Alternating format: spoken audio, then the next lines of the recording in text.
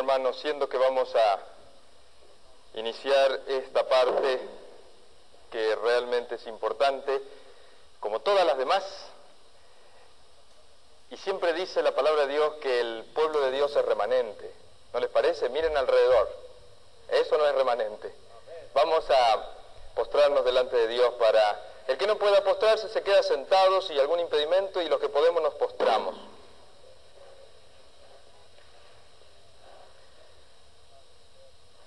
Padre eterno y amoroso, santificado sea tu buen nombre, tu carácter, tu vida misma, Señor, suplicamos, rogamos, sea la nuestra. Y como pueblo tuyos de este tiempo, el cual nos ha tocado vivir, oh Señor, ¿quién podrá estar firme? Ayúdanos por medio de tu gracia y poder a ser parte de ese pueblo que estará en pie, firme, llamados, escogidos y fieles, peleando o viendo pelear y en forma conjunta unidos, inseparablemente al Cordero, nuestro gran capitán. Ayúdanos, Señor, a entender tu palabra, tanto que hay para aprender en este último tiempo, y que si bien es cierto hemos tenido una luz, los que tenemos más tiempo de conocer esta verdad, la hemos desechado, la hemos dejado de lado, y te pedimos perdón de todo corazón, y aquellos que son nuevos o aquellos que están iniciándose, oh Dios, darles la capacidad de en poco tiempo aprender y poder experimentar y vivir lo que tal vez a otros nos ha llevado muchos años. Quédate y sé tú nuestro maestro y nuestro buen pastor. Humildemente lo pedimos, en la disposición de ser enseñados en el nombre de Jesús. Amén.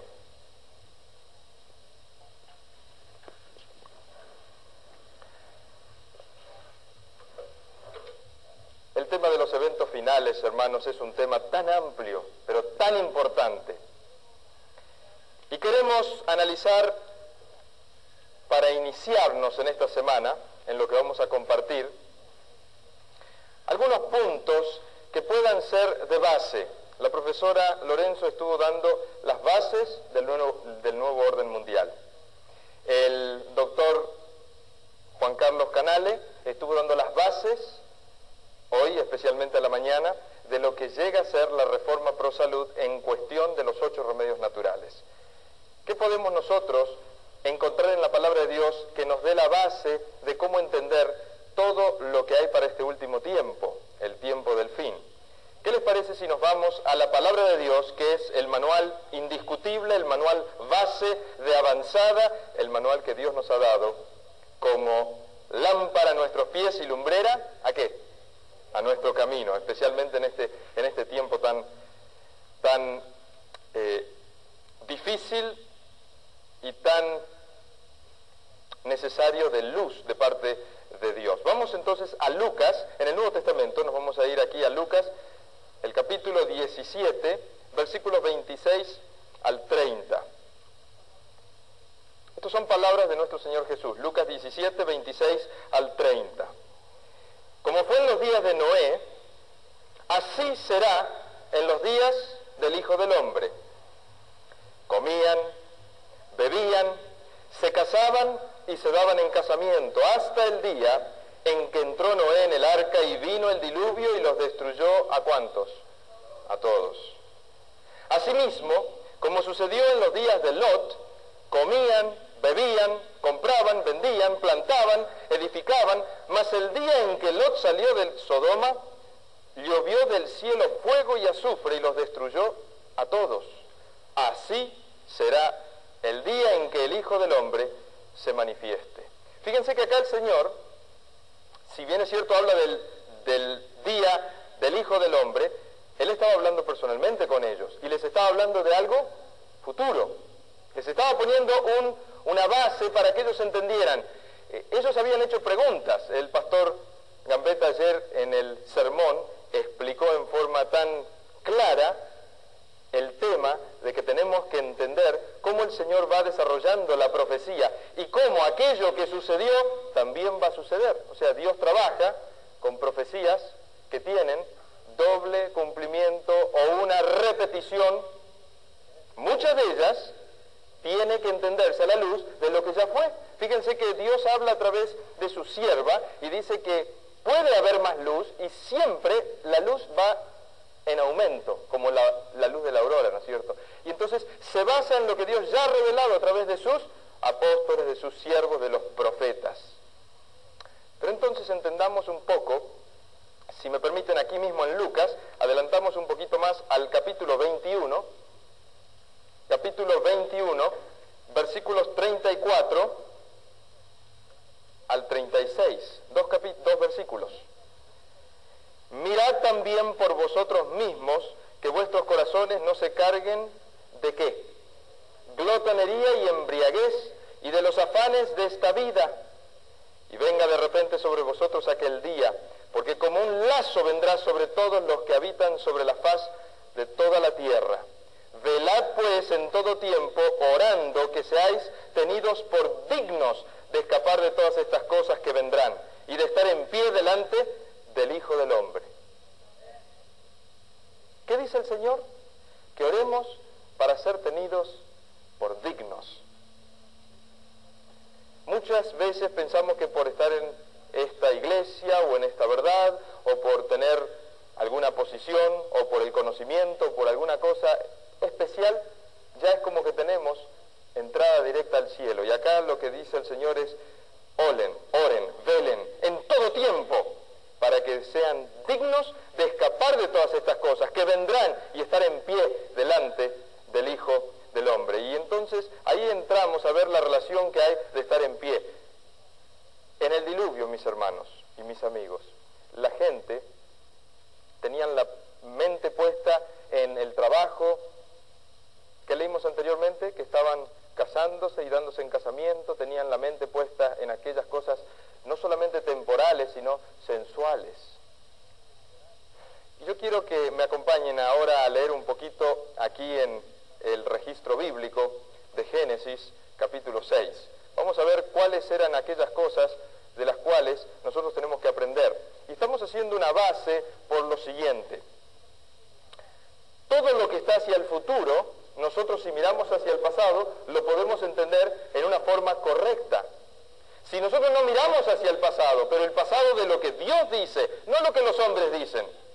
Nosotros tenemos que mirar lo que Dios dice y cómo Dios lo presenta, porque los hombres dicen una cosa, dicen otra, y están echando, como dicen por allí, mentiras, engañando. Se cambia la historia, se cambian los libros, se esconden las evidencias que Dios siempre ha estado dirigiendo todas las cosas.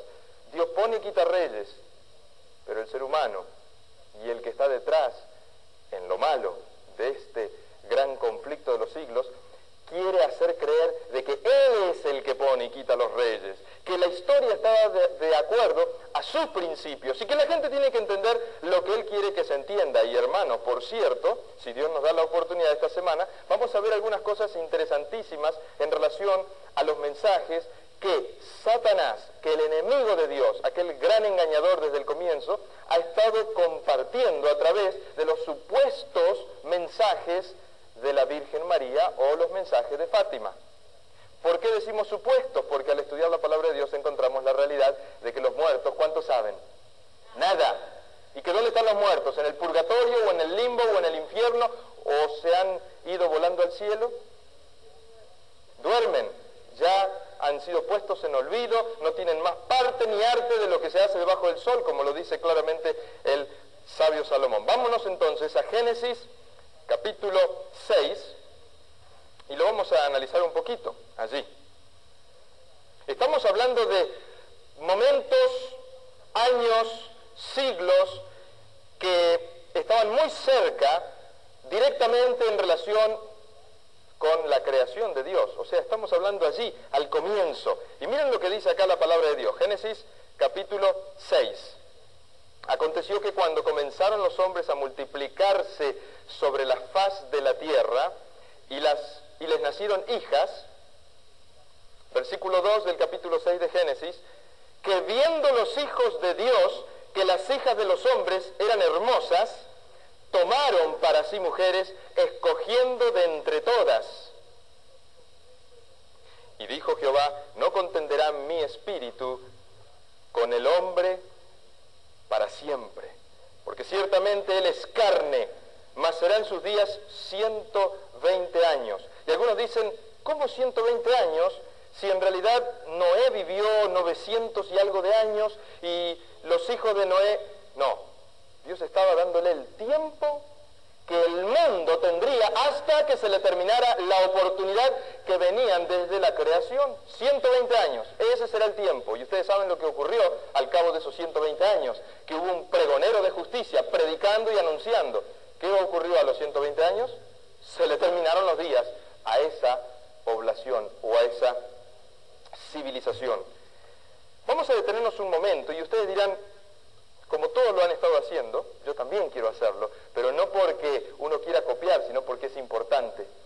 Tomar un poco el tiempo para dar la base de lo que es y lo que está ocurriendo. Podríamos saltar y decir, bueno, vamos a estudiar el espiritismo, vamos a estudiar la nueva era, vamos a estudiar los problemas que están desarrollándose en las leyes dominicales, y lo vamos a hacer con la ayuda de Dios, pero veamos qué fue lo que trajo la destrucción del mundo antediluviano, porque esos mismos elementos están trayendo el enojo, la ira de un Dios que no tolera el pecado, mis hermanos, pero que sí ama al pecador, pero que está desesperado, si podemos usar esa palabra, que está de corazón profundamente comprometido con que ustedes, con que yo, con que todo el mundo que quiera aceptar este mensaje pueda tener la oportunidad de la salvación. Pero Él no quiere que sigamos en el pecado. Y aquí hay razones específicas por las cuales el mundo antediluviano fue destruido. ¿Qué dice acá? Versículo 2.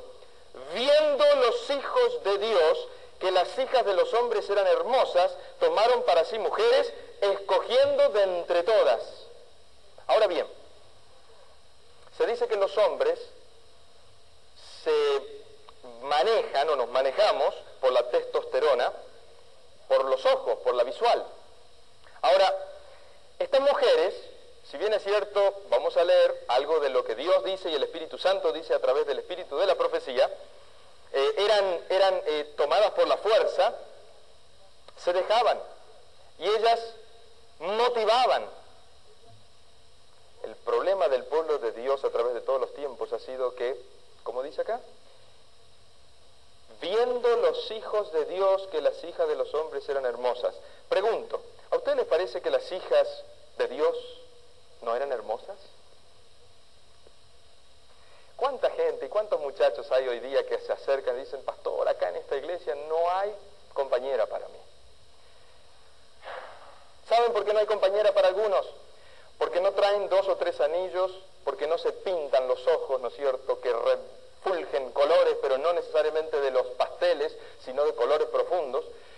Tal vez porque no vienen vestidas con la ropa que ellos están acostumbrados a ver en los lugares a donde frecuentan. Tal vez por esa razón es que no las ven hermosas, hermanos. Pero ¿cómo dice la palabra de Dios que la iglesia de Dios estaba vestida cuando la presenta allí en Apocalipsis 12? ¿Cómo estaba vestida la iglesia? ¿Del sol? ¿La luna? Sencillamente vestida de los atributos de Cristo, hermanos. Sin ningún tipo, pura, exactamente. Ahora, ¿acá qué dice? Viendo los hijos de Dios a las mujeres de los hijos de los hombres, las desearon. Y entonces, ¿qué dice? El segundo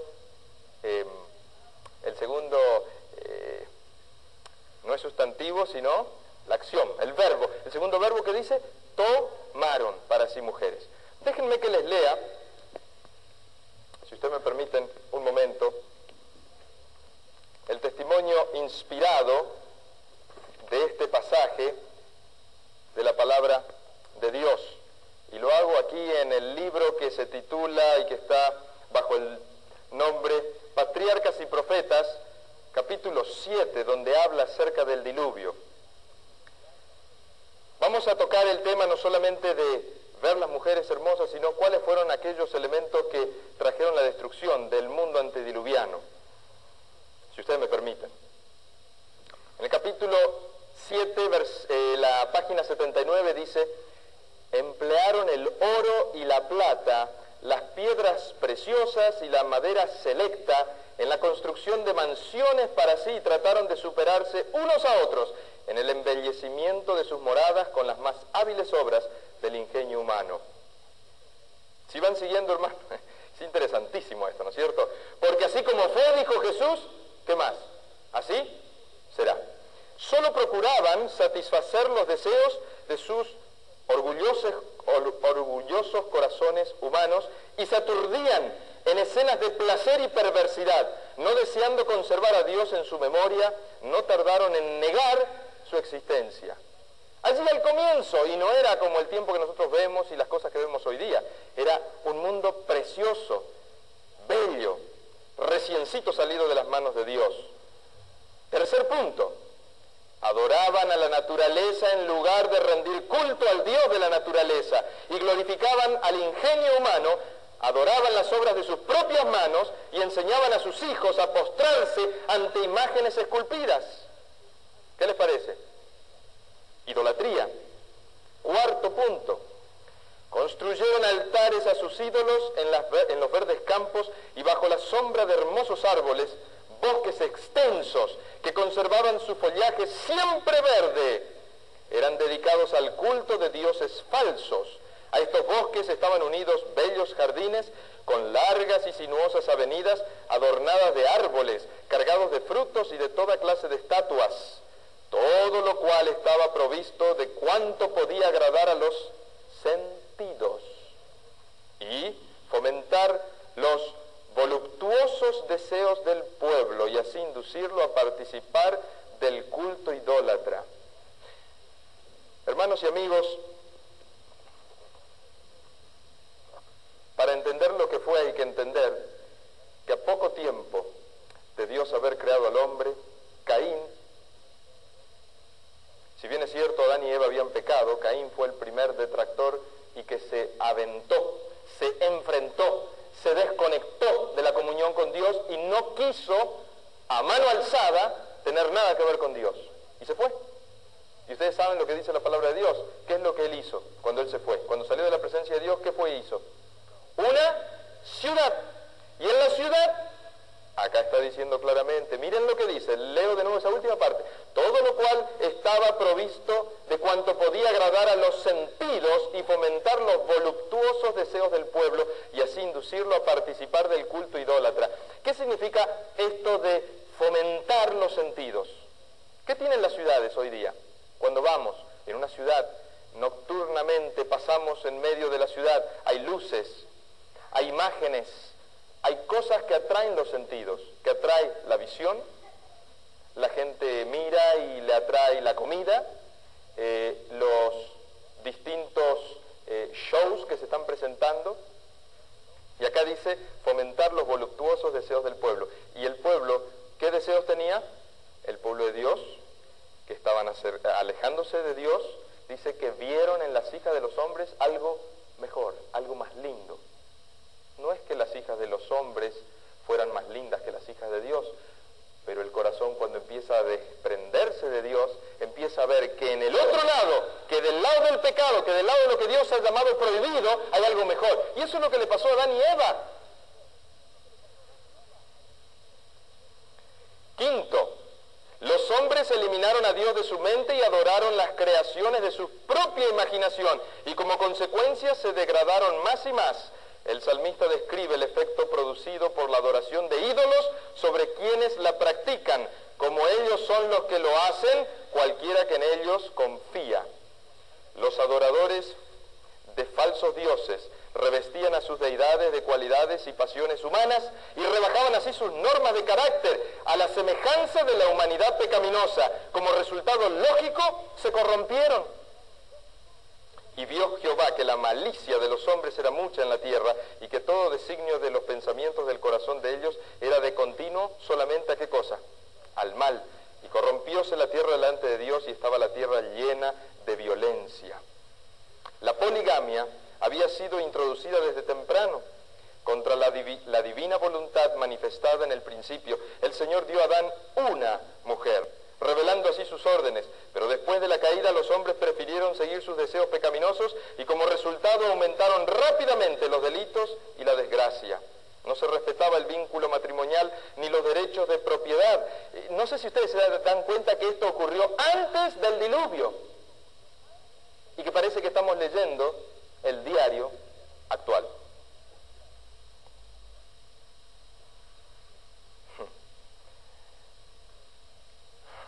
Cualquiera que codiciaba las mujeres o los bienes de su prójimo los tomaba por la fuerza, y los hombres se regocijaban en sus hechos de violencia. Gozaban matando los animales, y el consumo de la carne como alimento los volvía aún más crueles y sedientos de sangre, hasta que llegaron a considerar la vida humana con sorprendente indiferencia. El mundo estaba en su infancia. No obstante, la iniquidad del género humano se había hecho tan profunda y general que Dios no pudo soportarla más y dijo: raeré a los hombres que he criado de sobre la faz de la tierra. Muy bien, acá tenemos una base. La base es que las condiciones sobre esta tierra se habían deteriorado y se habían degenerado. ¿Por qué? Porque el hombre no estaba dispuesto a seguir al Señor. Pero dice acá la palabra de Dios, en Génesis, capítulo 6, versículo 9, estas son las generaciones de Noé. Noé, varón justo, era perfecto en sus generaciones, con Dios caminó Noé. Dentro de ese contexto de maldad, de degeneración,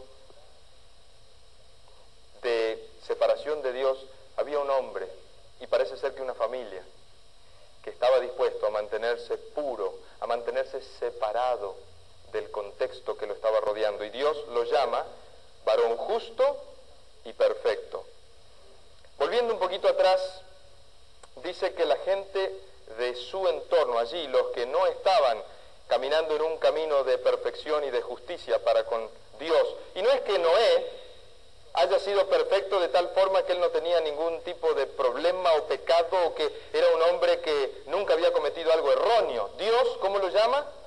Perfecto y justo.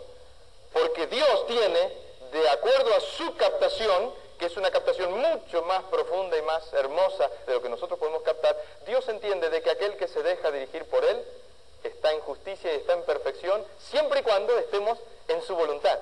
Y Dios nos va desarrollando para que podamos llegar a la perfección absoluta, aunque en realidad a través de todas las edades de la eternidad nunca vamos a tener perfección absoluta en ese sentido, porque el que es absolutamente perfecto, el que es justo totalmente es Dios. Pero nosotros como pueblo de Él, Dios nos está llamando, y vamos a ir estudiando, y el doctor lo está presentando, Dios nos está llamando a entrar por un camino donde podamos reflejar, ¿de qué manera? Más o menos, más que menos, el 50%, el 100%, el carácter de Dios. ¿Cómo va a ser el pueblo final que refleje el carácter de Dios? Un pueblo justo y un pueblo perfecto en los caminos del Señor. No es que seamos impecables, hermanos, porque hasta que el Señor venga, nuestra forma de ser y nuestras posibilidades siempre estarán, pero dice la inspiración que ni en un pensamiento, ni en un pecado, el pueblo de ese momento, ojalá que podamos llegar nosotros, ¿no es cierto?, a ser parte de ese pueblo, estaremos pecando, ni en pensamiento. Y no es que no podamos llegar a pecar, sino que no podremos, porque habremos dado nuestra mente en cautividad a la voluntad de Dios. Y nuestra voluntad, unida a la voluntad de Dios, dice que es omnipotente. Y entonces, para entender este concepto, es que estamos trayendo hacia el comienzo, o sea, nos estamos dirigiendo hacia el pasado para comprender lo que viene por delante. Y quería comentarles algo que leí el otro día en la revista Time Magazine, hace como unas 2-3 semanas, en relación a toda esta guerra en Kosovo. Cuando entraron las fuerzas supuestamente liberalizadoras, porque ustedes saben que los gobiernos del mundo, dirigidos por el dragón, dirigidos por la bestia, por la imagen de la bestia o el falso profeta, y dirigidos por los espíritus a manera de rana, lo que sería el espiritismo y todo lo que concierne esta triple alianza o esta triple deidad, y que no es divina, sino que es totalmente satánica y humana, ellos se ponen a decir que están liberando al mundo, ¿no es cierto? Hacen una guerra, la desarrollan, y entonces después, cuando la guerra va avanzando, pues ponen en los en las noticias de que ellos están dando, ¿no es cierto?, liberación a ese pueblo. Interesante, ¿no? Hacen la guerra, venden las armas, las prueban, la gente mira, viene, ¿no es cierto?, observan cómo funcionan las armas, entonces, pero ellos necesitan guerras. Y eso es lo que está ocurriendo en las distintas guerras, porque de esa manera van desestabilizando a los países que ellos quieren que no tengan la posibilidad de estar con la fuerza, saben cuán importante y cuánta fuerza bélica tienen, y así van avanzando con una agenda totalmente premeditada. Y lo vamos a ir analizando toda esta semana con los distintos disertantes. No obstante, decía algo interesante ahí el comentario que le hacen, o sea, van y analizan, y le preguntan a un muchacho, ahí estaba con el torso desnudo, con una tremenda ametralladora, en una zona allí de donde estuvo esta guerra, o donde está todavía esta guerra. La Biblia dice, y habrá guerras y rumores de guerras, nación se levantará contra nación y pueblo contra pueblo. Exactamente lo que está sucediendo. Y algunos dicen, ay, es que todavía no se han cumplido las profecías, y están esperando que se cumplan no sé qué profecías, hermanos, porque todo está cumpliéndose en rápida sucesión. Pero le preguntaron a este muchacho, y salía ahí en el Time, la consulta que le hicieron. Le dijeron, tú estás acá por razón de esta guerra, ¿no es cierto? Sí. ¿Y qué hiciste? Y bueno, a mí me han pedido que yo mate, que tú mates. Sí, nuestro comandante es un comandante que nos ha pedido que seamos llamados el escuadrón de la muerte. Y la verdad que tenía cara de muerte, hermanos. Ese muchacho, pelado, ¿no es cierto? Rapado, mejor dicho, con unos tatuajes, tenía un físico que parecía más bien de los físicos de las historietas esas que están mirando los niños, ¿no es cierto? Como el He-Man, esos que salen con unos músculos, que son más músculos que cuerpo humano, ¿no es cierto? Y entonces le hacen la pregunta, ¿tú eres del escuadrón de la muerte? Sí. ¿Y por qué matas? Porque a nosotros se nos ha indicado que tenemos que matar. ¿Y cuántos mataste tú? Y más de 500. Más de 500. ¿Sí? Y al otro, yo más de 1000. Y yo leía eso y decía, ¡qué tremendo! Lo interesante es que ellos comentaron, nos da gusto matar. Y para nosotros es un privilegio poder ser parte del escuadrón de la muerte.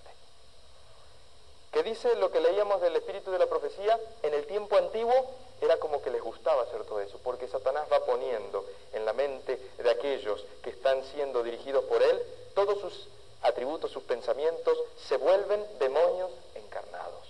Y Dios, ¿qué tiene que hacer en el momento cuando no quieren aceptar seguir en sus caminos? Dios tiene que destruir. Y así como fue, así también será. Pero gracias a Dios, que la palabra de Dios nos dice que había un hombre, varón, perfecto, justo delante del Señor, y caminó Noé con Dios. Lo mismo dice también de otro varón, Enoc, ¿no es cierto? Que caminó Enoc con Dios.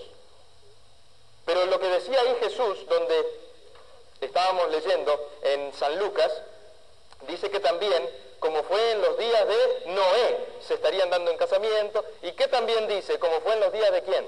De Lot. Haciendo entonces una comparación con Lot, déjenme que les muestro comparto con ustedes una parte aquí de Lot,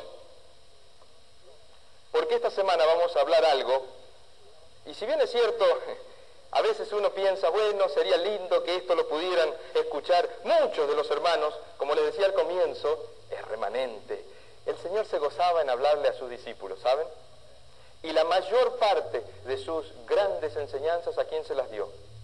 A sus discípulos, a 12 hombres, que de entre ellos, ustedes saben que uno andaba pensando en cómo poder adquirir más ganancia con el grupo de los discípulos y en las visitas que hacían. O sea, él estaba pensando en otra cosa. Pero el Señor se agradaba en hablar con ellos, un grupito aparentemente pequeño. ¿Por qué traigo esta colación? Porque las cosas espirituales se disciernen espiritualmente. Y muchas veces estos tiempos no son los tiempos de las masas. Si bien es cierto, el Señor tiene obreros y miembros y fieles hombres y mujeres y jóvenes y niños que son los de la 11ª hora. Yo estoy seguro de eso, estoy convencido, hermano. Y la palabra de Dios lo dice. Y entrarán en esta iglesia y entrarán en esta verdad y serán nuestros ayudadores. ¿Quién sabe si ellos no serán los que den más fuerte el pregón que lo que nosotros lo estamos haciendo? Pero tenemos que pedirle al Señor que nos ayude. Ahora, esta semana vamos a platicar juntos, vamos a compartir algunas cosas que tengan que ver con los ideales que el Señor tiene para este pueblo, el deseo que el Señor desea que nosotros entendamos, por lo cual Él nos está invitando a prepararnos para la tribulación, a prepararnos, a cómo prepararnos física, mental, espiritualmente, a hacer frente a estos momentos. ¿Dónde estar? ¿Qué tener en cuenta? Vamos a analizar un poquito lo que fue para entender lo que será.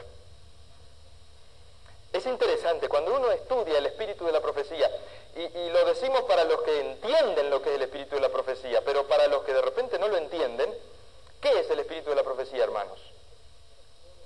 El testimonio de Jesús. ¿Y qué es el testimonio de Jesús? Parece tan, fíjense, interesante, ¿no? Cuando uno hace preguntas así directas y sencillas, uno dice, pero ¿cuál es la pregunta? Si realmente la respuesta está allí en la pregunta. El hermano dice que el espíritu de la profecía es el testimonio de Jesús. ¿Y qué es el testimonio de Jesús? Testimonio de Jesús. Lo que Jesús quiere que sepamos, lo que Jesús enseñó. Y si Jesús nos enseña algo, lo podemos tomar como que, bueno, si yo quiero aceptarlo, lo acepto. Y si yo quiero descartarlo, lo descarto. ¿Es así como se toma el testimonio de Jesús o el espíritu de la profecía? No. El testimonio de la profecía, o el espíritu de la profecía, o el testimonio de Jesús, no es otra cosa que parte integral del pueblo que vive en el último tiempo. Entonces, entendamos las dos características del pueblo de Dios. ¿Y por qué estoy trayendo esto a colación? Porque es muy importante entender por qué vamos a poder nosotros creer a esto que estamos leyendo. Y si alguien lo está escuchando por allí, en su casa o en algún otro lugar, ¿por qué podemos creer en palabras que Dios da como que son inspiradas? Desea que su pueblo tenga en este tiempo de cierre. Y entonces, si el Espíritu de Dios ha revelado esto, ¿será importante que lo tengamos en cuenta? ¿Será que es verdad?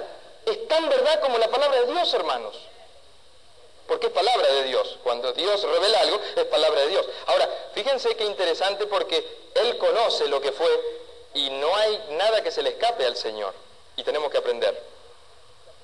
Estoy en el capítulo 14, la destrucción de Sodoma, del libro Patriarcas y Profetas, también la página 152. Ambos, tanto Noé y el diluvio, como Sodoma, Gomorra y las ciudades circunvecinas, tienen mucho en común con el mundo y con la experiencia moderna. Ahora escuchen. La más bella entre las ciudades del Valle del Jordán era Sodoma, situada en una llanura que era como el huerto de Jehová. Precioso lugar, por su fertilidad y por su hermosura. Allí florecía la abundante vegetación de los trópicos. Hoy día, si ustedes van allí, este servidor no tuvo la oportunidad de ir, pero hay varios de ustedes que sí han ido allí. ¿Cómo es esa zona? Donde estaba Sodoma y Gomorra. Es un desierto absoluto. Miren lo que dice acá. Allí florecía la abundante vegetación de los trópicos. Allí abundaba la palmera, el olivo, la vid, y las flores esparcían su fragancia durante todo el año. Abundantes mieses revestían los campos y muchos rebaños, lanares y vacunos cubrían las colinas circundantes. El arte y el comercio contribuían a enriquecer la orgullosa ciudad de la llanura. Los tesoros del oriente adornaban sus palacios y las caravanas del desierto proveían sus mercados de preciosos artículos.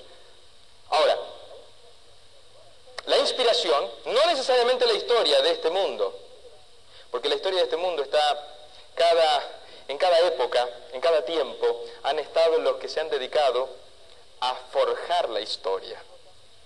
Y ustedes saben una cosa, actualmente hay un movimiento, es interesante, yo tuve la oportunidad de escuchar material de un hombre, no viene en estos momentos a mi mente el nombre de este caballero, ya murió, pero él antes de morir fue filmado por una persona. Esa persona le hace una entrevista a este hombre que trabajó en el gobierno de los Estados Unidos y trabajó como asesor de varios bancos y después de varias entidades. Él asesoraba y analizaba las fundaciones de este país. Y estamos hablando de hace como unos 30 años atrás. Analizaba las fundaciones. Una vez, en esa entrevista, él está comentando, mandó a su secretaria a analizar una fundación. No les voy a dar el nombre, pero es una fundación muy conocida. La secretaria él se pone en contacto con la fundación y entonces le dice a la fundación, queremos ir a hablar un poco con ustedes. La fundación, uno de los vicepresidentes le responde a este hombre, me viene el nombre por allí, yo se los voy a conseguir durante la semana de este caballero, ya murió. Y por cierto le hicieron esta entrevista unos pocos días o semanas antes que muriera. Entonces el vicepresidente de la fundación le dice al señor sí sabemos que usted anda investigando las fundaciones y queremos poner a disposición de usted todos nuestros libros. El hombre dice, ¿y por qué una fundación quiere poner a disposición de nosotros todos los libros? O sea, los libros de informática, los libros que manejan las entradas y las salidas. Entonces él le dijo a su secretaria, váyase para allá y va a estarse unas semanas investigando. Usted tiene disposición y esta gente está abierta a que usted investigue todos los libros. Fue la secretaria, investigó y volvió con su reporte. Es interesante lo que este viejito en ese momento comenta. Medio que lo comentaba con una voz entrecortada, con ojitos así, medio llenos de lágrimas, aunque no estaba llorando. Pero el viejito comentó lo siguiente.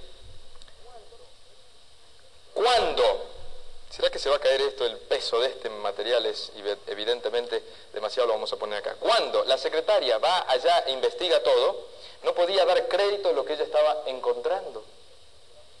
Y la fundación le dio carta abierta que investigara todo lo que quisiera. ¿Qué es lo que ella descubrió? Ella descubrió que la historia de este país donde estamos, que es una bestia con 2 cuernos y que aparenta ser un cordero, pero que hablaría y que ya está empezando a querer, no sé, hacer gruñidos de dragón. Pero saben, esta dama encontró y le dio el reporte, y solamente él y otra persona y la dama que era su secretaria tuvieron ese reporte, hasta que él da esta entrevista y al poco tiempo muere. Interesante esto, interesante.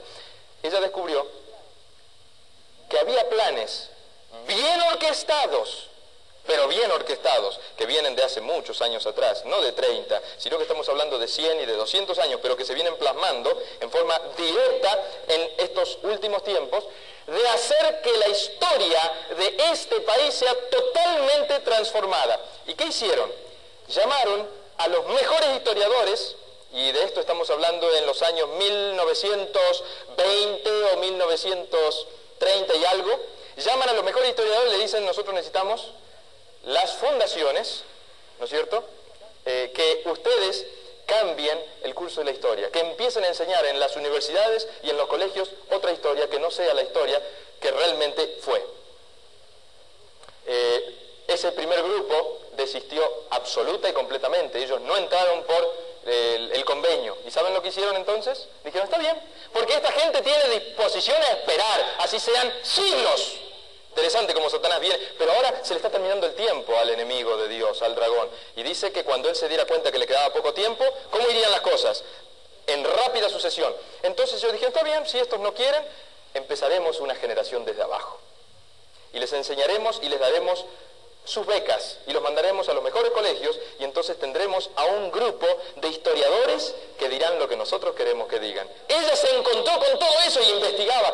Pero fíjense qué macabro todo esto.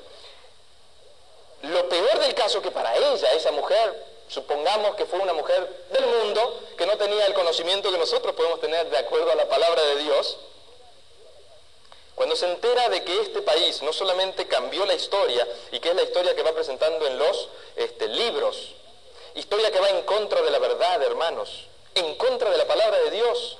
Eso es lo que se está buscando que los niños y los jóvenes puedan tener en su mente. Una historia que hace ver que todo lo de atrás fue simplemente la propiciación de lo que ahora se está haciendo, pero no es así. La historia demuestra que Dios siempre estuvo al control, que siempre hubo pueblo de Dios fiel, que siempre hubo adoradores verdaderos del sábado. Nada de eso quiere la historia de esta gente, o de este nuevo orden mundial, o de este sistema, que se tenga en cuenta. Y entonces ella descubrió que este país estaba teniendo planes orquestados, definidos y completamente manejados, para que, mientras decían, ustedes vieron que antes, creo que hasta el día de hoy dicen, si usted alguna vez tuvo una relación con el comunismo, o si usted alguna vez apoyó al comunismo. Ella descubrió cómo la mente y la idea social, o del socialismo, del marxismo, estaba en la base de todo lo que ellos estaban planeando, y entonces empezó a seguir una cosa por aquí, una cosa por allá, todo con los libros, porque saben, ellos lo que presentaban era, se ponían de acuerdo en tener juntas esta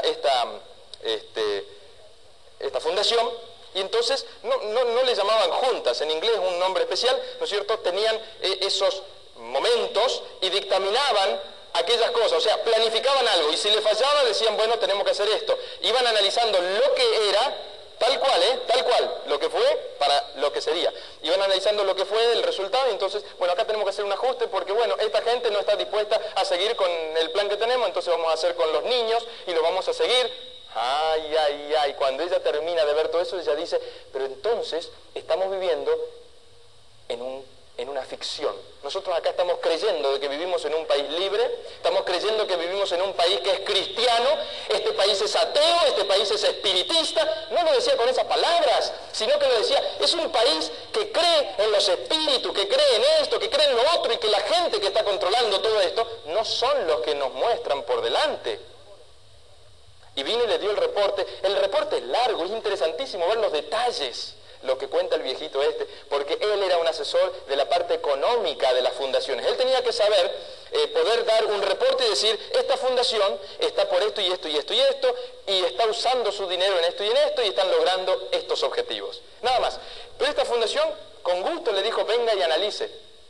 Él nunca se animó a decirlo en forma pública, hasta que le hacen esa entrevista y al poco tiempo muere, y cuenta todo eso. ¿Y saben lo que ocurrió con esa dama, con esa secretaria que él había mandado allí? Le fue de tan grande impacto darse cuenta de la verdad de las cosas, y que todo esto era algo guiado por detrás, por una mano, por así decir, una mano invisible, una mano que ella no estaba jamás pensando que fuera tan macabra, que dice que no pudo volver al trabajo. Le dio el reporte, le explicó al jefe, a este señor, y no pudo volver más al trabajo. Y al poco tiempo, él por eso estaba comentando esto con lágrimas al que le hacía las preguntas, dice, perdió su razón. Perdió su razón, quedó loca, hermanos. Es fuertísimo.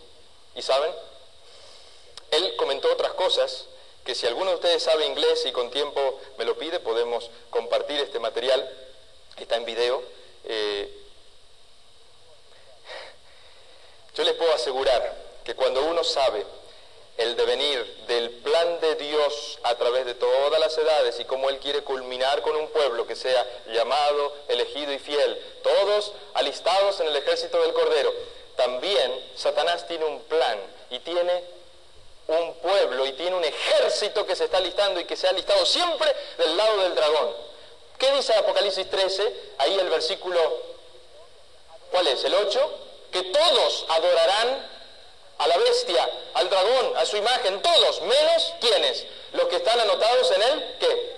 En el libro del Cordero, en el libro de la vida del Cordero. ¿Saben por qué dice eso, hermano? Porque este procedimiento o este proceso que se está llevando a través de la historia es un proceso que siempre ha sido paralelo. Ha tenido un grupo y otro grupo.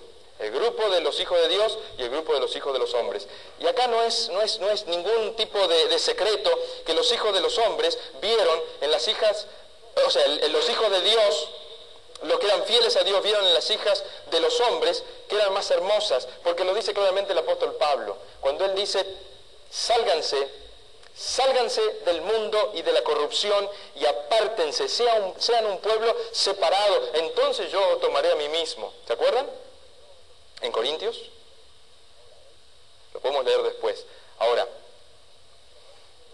para ir cerrando y resumiendo la parte de lo que fue la destrucción de Noé y de Sodoma y de Gomorra, déjenme leerles, porque lo que yo traje aquí y lo presenté fue para que ustedes se dieran cuenta que estos principios se están repitiendo y son principios que siempre han existido en la tierra. Acá dice que había arte, comercio, contribuía a enriquecer la orgullosa ciudad de la llanura. Alguien que me vea el cassette, porque a la media hora eso se acaba y no. Los tesoros del oriente adornaban sus palacios, las caravanas, ¿no es cierto? Y entonces dice, la abundancia general dio origen al lujo y al orgullo. La ociosidad y la riqueza endurecen el corazón. que nunca ha estado oprimido por la necesidad ni sobrecargado por el pesar. El amor a los placeres fue fomentado por la riqueza y la ociosidad, y la gente se entregó a la complacencia sensual.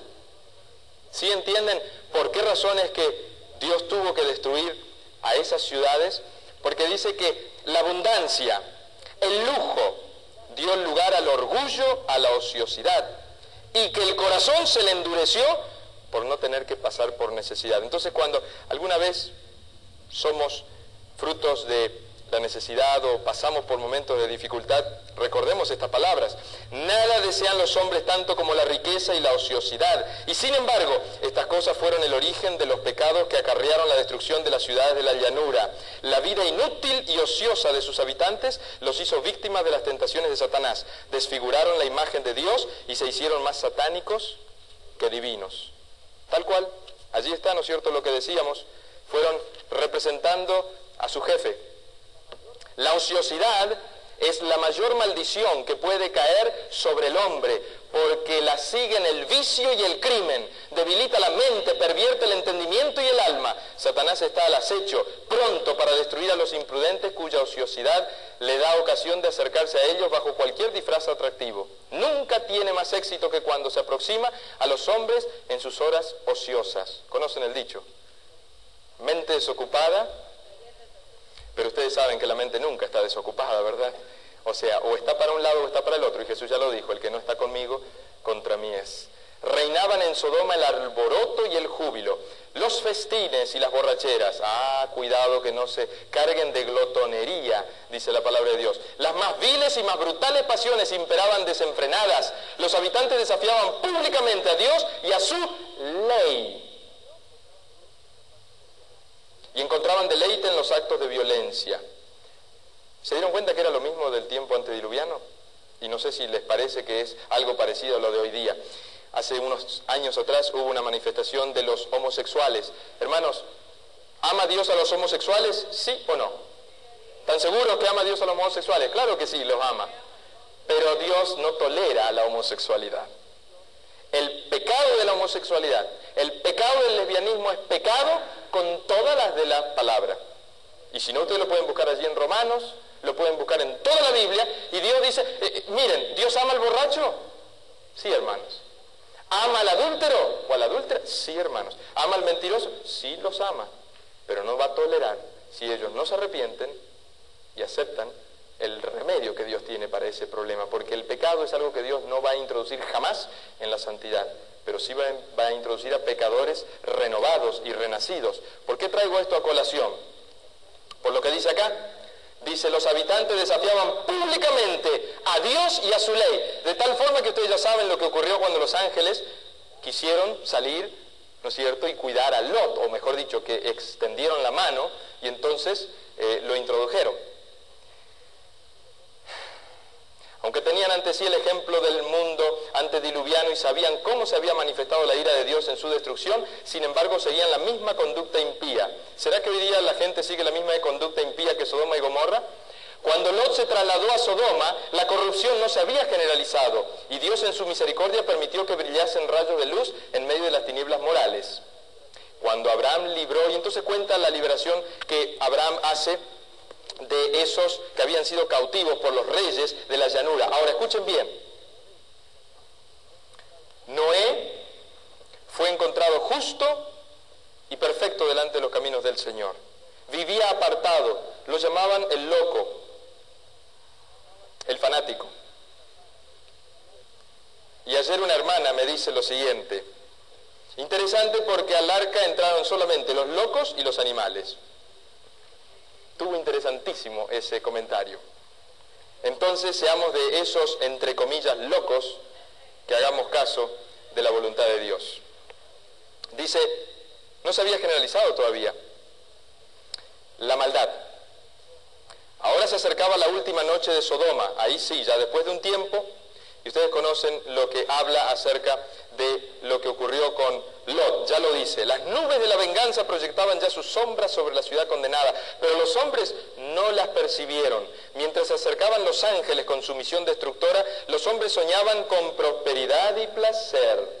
Interesante, se está diciendo en el mundo entero el milenio que viene por delante es un milenio ¿de qué? De paz y prosperidad.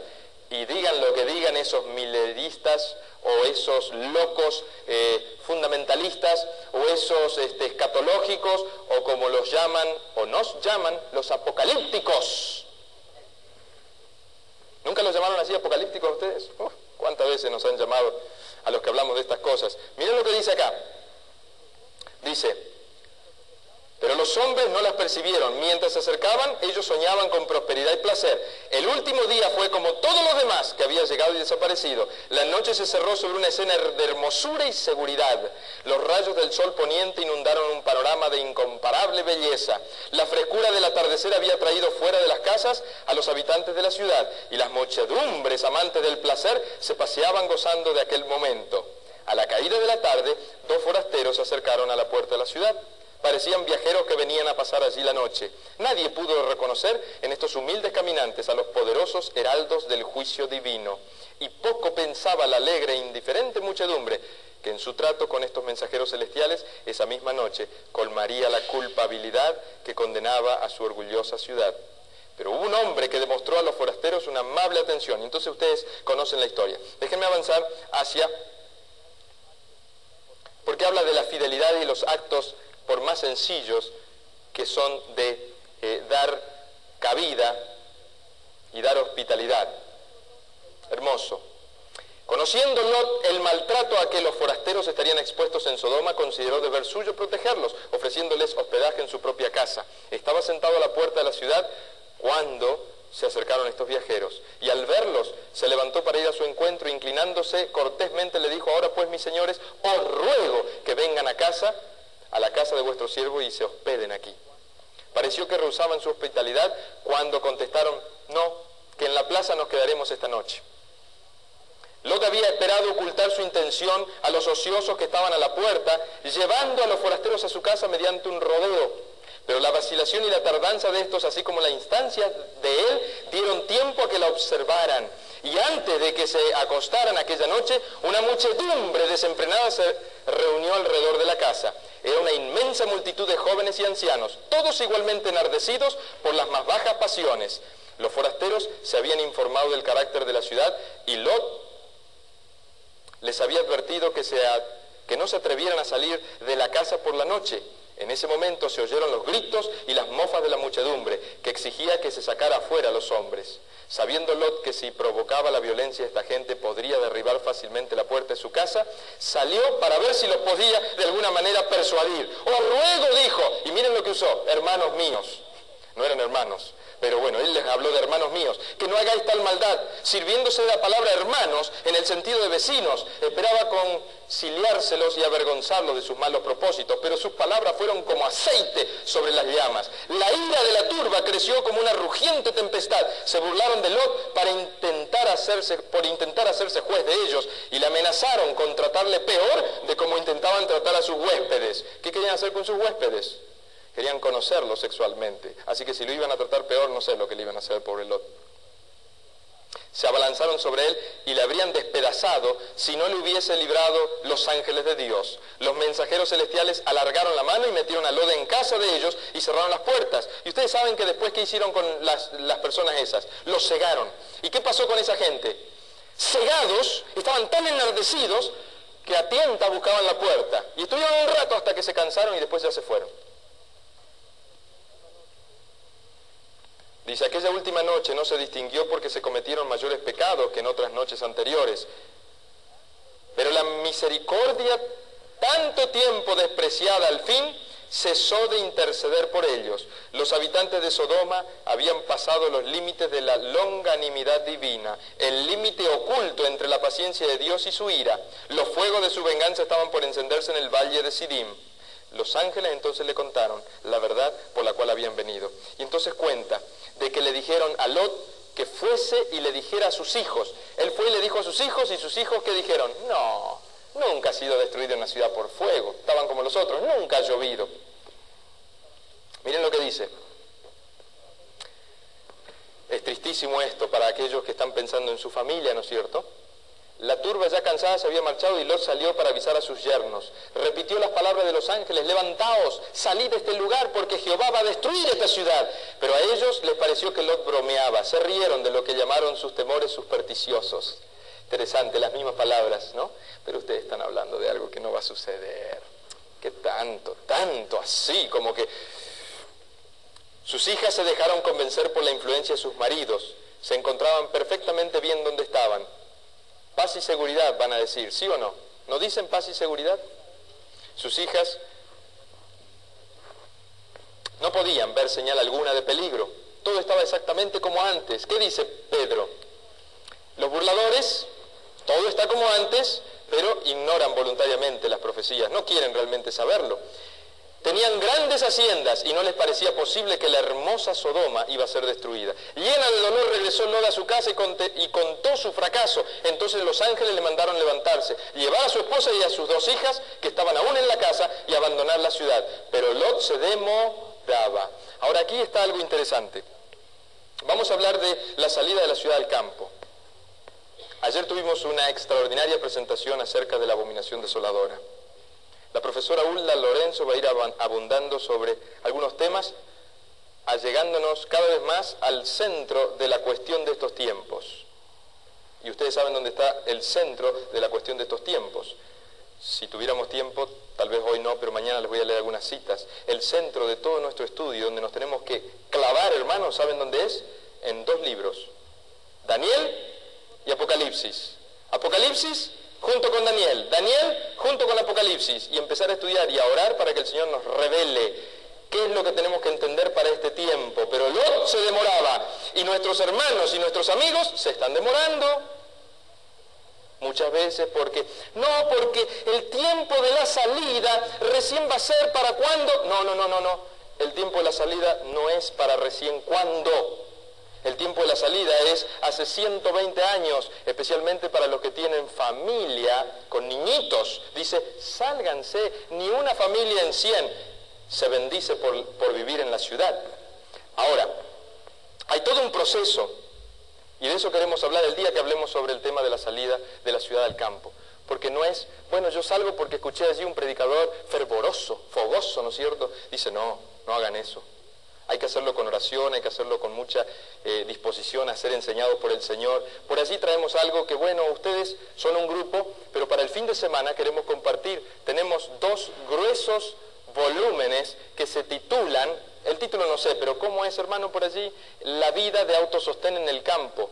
¿Cómo hacer para plantar, para cosechar? ¿Qué plantar? ¿Qué flores poner al lado de qué? ¿Cómo hacer para tener un compost? ¿Cómo hacer para que una casa sea de autosostén, que ustedes no necesiten ni la electricidad, que no necesiten lo que se llama la red de distribución, o como le dicen en inglés,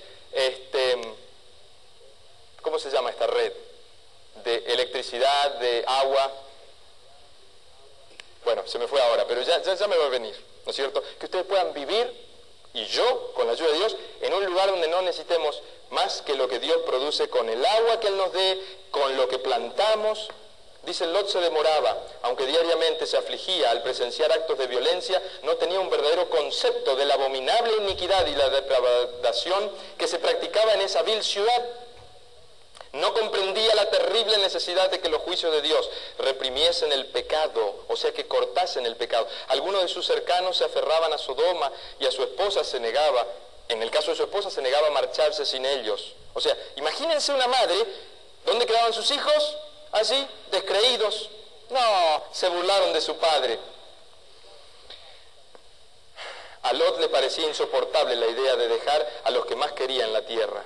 Le apenaba abandonar su suntuosa morada y la riqueza adquirida con el trabajo de toda su vida para salir como un pobre peregrino. Aturdido por el dolor se demoraba y no podía marcharse. ¿Qué les parece, hermanos? ¿Será que esto se va a volver a repetir? ¿Qué dijo Jesús? Así como fue, así será. ¿Será que a muchos les va a costar salir y dejar sus casas, sus carros, sus muchas posesiones? Sí, hermanos, y por eso es que el Señor está diciendo, volvamos a una experiencia donde podamos estar libres de aquellas cosas, y si las tenemos, que no nos cuesten. ¿Y saben cómo uno puede hacer que no le cuesten ni las casas, ni los carros, ni las posesiones, ni las cuentas bancarias? Dedicándolas al servicio del Señor, ahora que hay oportunidad, ahora que se necesita, hermanos, ahora que hay necesidad de hacer repartir esta verdad como las hojas del otoño, pero no hay que demorarse como Lot. Y Lot estaba, dice, aturdido por el dolor. ¿Cuál era el dolor de él? A dejar su suntuosa morada y la riqueza adquirida con el trabajo de toda su vida. ¿Será que Lot no le habrá estado faltando muchas veces al Señor en su mayordomía? Que estaba haciendo para él en vez de para el Señor. Claro, acá lo dice, pero bueno, el Señor lo llama también a Lot un justo. Interesante, ¿no es cierto? Porque él confió en el Señor, a pesar de que perdió toda su familia. Los mensajeros celestiales asieron de la mano de Lot. Pastor, usted está incorrecto porque no perdió a toda su familia. Su esposa y sus hijas salieron. La esposa quedó transformada en sal y las dos hijas eran unas incestuosas. ¿Sí o no? Entonces, ¿cómo está la cosa? ¿La perdió o no la Biblia no nos dice que las hijas están en la lista. Dice que solamente Lot, y como digo yo muchas veces, de pelito. En el cielo tal vez nos enteremos de que no fue tan así, pero, hermanos, las evidencias dicen algo. Allí lo dejaron los ángeles y se volvieron a Sodoma para cumplir su destrucción. ¿Por qué dice? Porque lo tomaron, dice, lo asieron de la mano a Lot y a su mujer y a sus hijas y los llevaron fuera de la ciudad. Ni se querían salir caminando de la ciudad y Dios tuvo que arrancarlos. ¿Será que a muchos de nosotros nos va a tener que arrancar de las ciudades?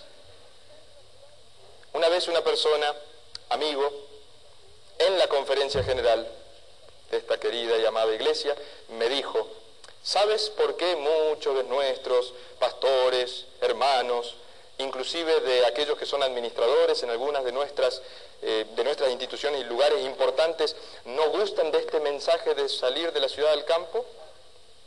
Le digo, ¿y por qué? ¿Por qué? Porque muchas de las cosas están en la ciudad, y si hubiera que salirse de la ciudad, ¿qué pasa con todas esas cosas? ¿Dónde quedan? Y entonces yo me quedé pensando, y es verdad eso. Me lo dijo una persona que todavía actualmente trabaja en esa posición. Y yo digo, qué bárbaro, es verdad. Pero la pregunta es, si, fíjense lo que dice acá, que los tuvieron que arrancar de la mano porque ni con ángeles se querían salir de la ciudad.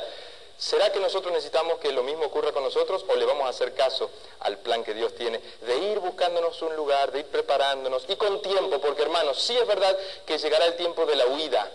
Pero ¿no será que Dios nos está dando tiempo para que nosotros podamos prepararnos y tomar cuenta de dónde vamos a poner a nuestra familita y a nuestros hijitos y que los vamos a sacar de los lugares donde no pueden ellos desarrollarse espiritualmente? ¿Será que tenemos que esperar hasta que los ángeles vengan a arrancarnos y que entonces la esposa, los hijos se me queden como estatua en sal, que yo me salve? Hermano, yo prefiero perderme si mi familia no se va a salvar. Pero quiero salvarme también. Entonces, es algo que no está en un asunto no quiero transar con el Señor. Yo quiero que el Señor, por su gracia, nos salve a todos. Y ustedes también, cada uno con su familia, con todos nuestros hijos. Si Dios nos dio hijos es para que sean nuestros compañeros.